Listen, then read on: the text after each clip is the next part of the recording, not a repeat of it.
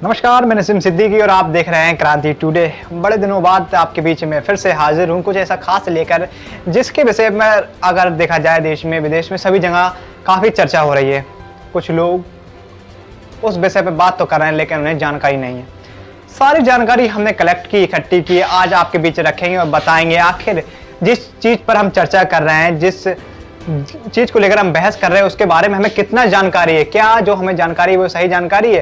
तालिबान तालिबान तालिबान, जहां देखो बस यही सब सुनने को पड़ रहा है और देखने को मिल रहा है। लोग चर्चा कर रहे हैं आखिर क्या है ये शब्द और कौन सा आंदोलन, कौन सा संगठन, कौन सी पार्टी है, क्या है और किस देश पर इसने कब्जा किया है। जैसे आप सभी को मालूम ही होगा तो ये हमें बताने की कोई जरूरत नहीं है कि तालिबान ने अफगानिस्तान पर कब्जा कर लिया, अपना संपूर्ण अधिकार जमा लिया है। वहां के राष्ट्रपति देश छोड़कर भाग गए हैं। कुछ लोग या कुछ खबरें ये आरोप लगा रही हैं कि वह जब भागे तो पैसा लेकर भागे, और थोड़ा बहुत नहीं, लगभग 4 कारों में पैसा लेकर भागे, 4 कार साथ में लेकर भागे हैं।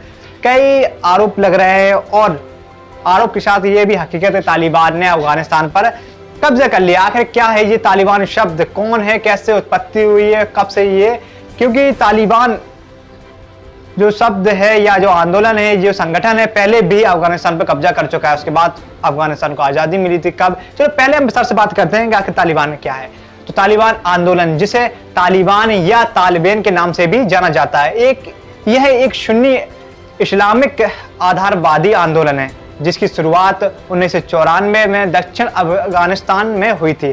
तालिबान पश्तो भाषा का शब्द है, जिस आप लोग शब्द का प्रयोग बार बार कर रहे हैं। कुछ लोगों को ये जानकारी भी नहीं होगी कि तालिबान आखिर किस भाषा का शब्द है। पश्तो जैसे भाषा का शब्द हम बताया है, जिसका अर्थ होता है ज्ञानार्थी छात्र, ऐसे छात्र जो इस्लामिक विचारधारा पर यकीन करते हैं।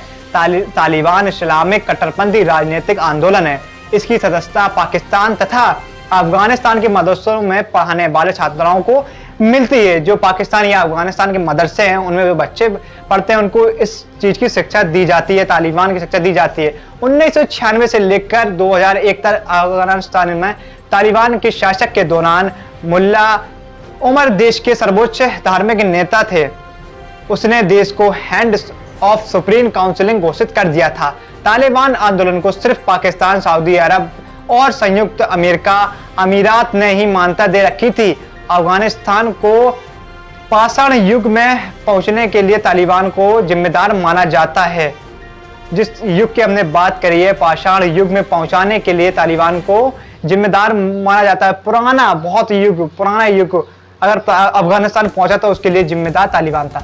आखिर लोग इससे इतना डर क्यों रहे हैं, उसमें क्या कानून है जिस कानून के विषय में बात कर रहे हैं, जिस कानून के विषय में बार बार बात की जा रही है, उसके कानून इतने खतरनाक है, इससे लोग डर रहे हैं। तालिबान ने पाकिस्तान और अफगानिस्तान के पश्तानू इलाकों में वायदा किया था कि अगर वे इस बार सत्ता में आते हैं तो सुरक्षा और शांति कायम रखेंगे। वे इस्लाम के साधारण शरिया कानून को लागू करेंगे। हालांकि कुछ ही समय में तालिबान के लोग सिरदर्द बन चुके थे, सिरदर्द साबित हुए। शरिया कानून के तहत महिलाओं पर कई तरह की कड़ी पाबंदियां लगा दी गई थी। सजा देने का अधिकार भी उन्होंने खुद ले लिया गया था। वह अफगान समाज में इसका विरोध होने लगा था। तालिबान ने शरिया कानून के मुताबिक अफगानी पुरुषों के लिए बड़ी हुई दाढ़ी और महिलाओं के लिए बुर्का पहनने का फरमान भी जारी कर दिया था। इसीलिए लोग इतना डरे हुए हैं इस तालिबान से। टीवी, म्यूजिक, सिनेमा पर पाबंदी लगा दी गई थी। 10 की उम्र के बाद लड़कियों को स्कूल जाना पर भी मनाही हो गई थी। आज तो महिलाओं को आज़ादी है, स्कूल भी जाएं, राजनेता बन सकती हैं या फिर वह अधिकारी बन सकती हैं। तालिबान ने 1996 में शासन में आने के बाद लिंग के आधार पर कड़े कानून बनाए। इस कानूनों में उन्होंने सबसे ज़्यादा महिलाओं को प्रभावित किया था। अफगानी महिला को नौकरी के नाम पर इजाज़त नहीं दी गई थी। लड़कियों को अभी भी सरकारी स्कूलों, कॉलेज, यूनिवर्सिटी दरवाजे बंद कर दिए गए थे। किसी पुरुष रिश्तेदार के बिना घर से निकलने पर महिला का बहिष्कार कर दिया गया था। पुरुष डॉक्टर द्वारा चेकअप कराने पर महिलाओं और लड़कियों को बहिष्कार किया जाएगा। इसके साथ ही महिलाओं और नर्सों, जो महिलाएं वो नर्स डॉक्टर नहीं बन सकती है। इतने कड़े कानून इस तालिबान के हैं जिस पर आप चर्चा कर रहे हैं, जिस शब्द का आप प्रयोग बार बार कर रहे हैं। तालिबान के किसी भी आदेश उन्होंने पारित किया, लागू किया, उसका उल्लंघन कोई महिला करती है तो उसको मारपीट की जाती है, उसे मार दिया जाए, बड़ी निर्दयता के साथ उसके साथ मारपीट की जाती है, उसको मौत के घाट उतार दिया जाता था।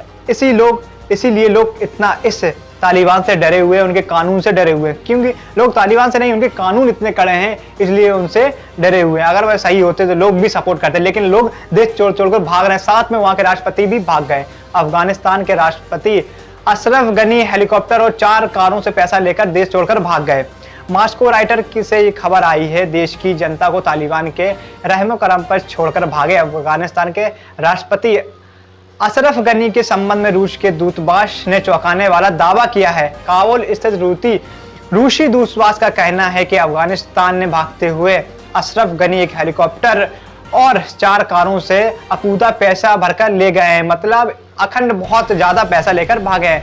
कुछ पैसा सड़क पर भी बिखरा मिला है। ये जानकारी रूस की आरआई एजेंसी ने दी है। रूस ने यह भी कहा है कि उनका तालिबान ने निरंतर संपर्क बना हुआ है। तालिबान से उनका संपर्क रूस की जो एजेंसियां हैं उनसे बना हुआ है। जल्दबाजी में कुछ कैश तो सड़क पर ही बिखर गया।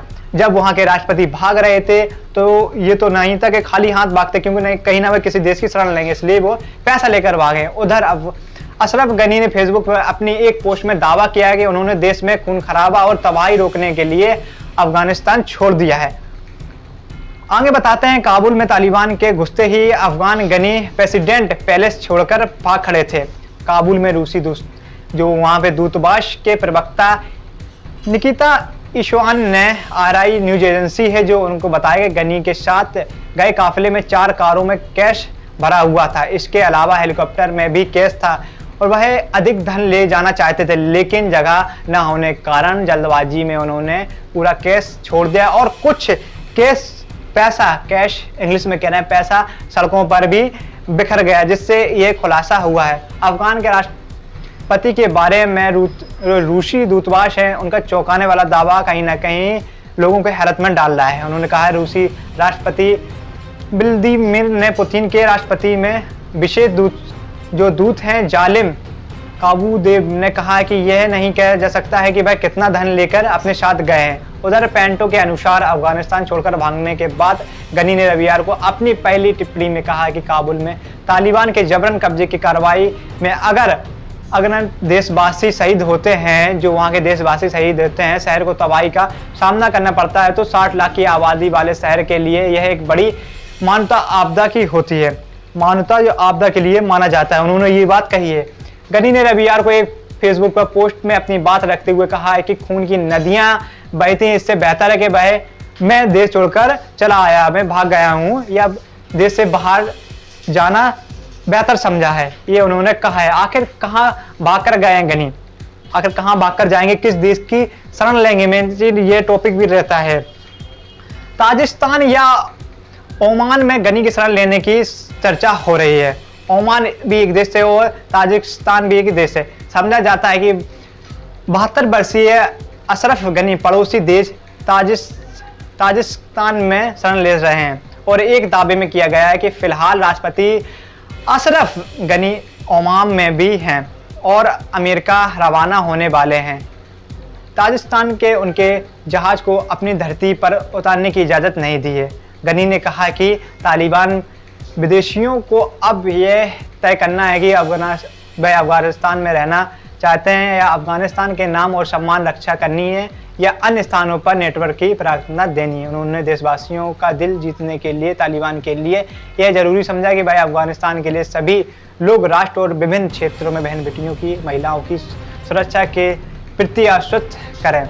ये उन्होंने फेसबुक पर पोस्ट की तमाम चीज़ें हम आपको लिंक में दे देंगे, नीचे देख लेंगे। मतलब उनका यह कहना रहा है। तो आखिर कहाँ भाग के गए हैं या किस देश की शरण ले सकते हैं, ये भी हमने आपको बताया है। तालिबान हम कर रहे थे, लेकिन हमें जानकारी नहीं थी आखिर क्या तालिबान। और एक कट्टरपंथी है, वहीं कुछ मीडिया या कहा जा रहा है अमेरिका की भाषा में कहें तो ये एक आतंकवादी संगठन है जिसने कब्जा करा है। अब आगे की क्या रणनीति होती, क्योंकि अगर देखा जाए पूरा देश के साथ राष्ट्र पूरा हिला हुआ है इस समय। आगे की सभी राष्ट्र आगे की रणनीति बना रहे। कहीं ना कहीं ये अफगानिस्तान की जो तालिबान अगर आज कब्जा करा है तो कहीं ना कहीं अन्य देशों के लिए खतरा साबित हो सकता है। अब देखते हैं जो संयुक्त राष्ट्र क्या अगला कदम उठाता है। और वहाँ के नागरिक जैसे भगदड़ मचाए हुए भग रहे हैं देश छोड़कर, क्योंकि उनके कानून इतने कठोर हैं, कोई उन कानून में नहीं रह सकता है। तो बने रहिए हमारे साथ और देखते रहिए क्रांति टुडे।